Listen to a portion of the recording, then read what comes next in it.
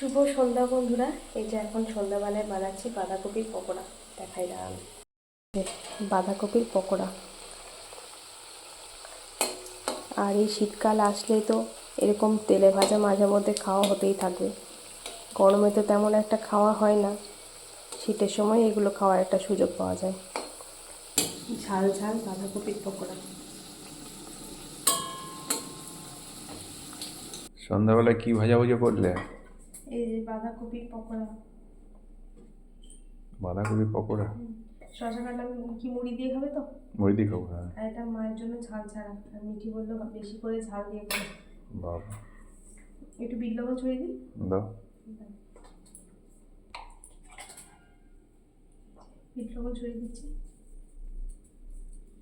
দাও।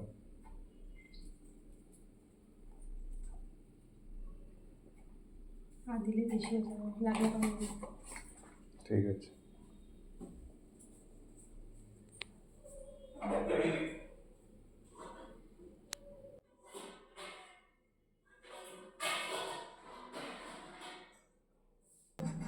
ও মুড়ি দিয়ে খাবে, ওকে মুড়ি দিয়ে দিই। মুড়ি চালতে হবে।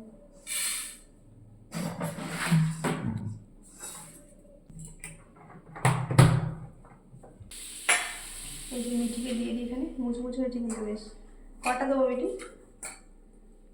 4টে? 5টা? 5টা। আচ্ছা, 5টা খাবে। না, তোমাকে দিয়ে দিলাম। 4টে দাও। একদম। আর শসা? 4টে ব্যাস। 5টা দিয়েছি। একটা শসা দিয়ে খাওয়া মিঠি। শশা খা। এর সাথে শসা খাওয়া, তেলে ভাজা খাচ্ছি। সস নিবি? সস? আর সস নিতে হবে না, এমনি ভালো লাগবে দেখ।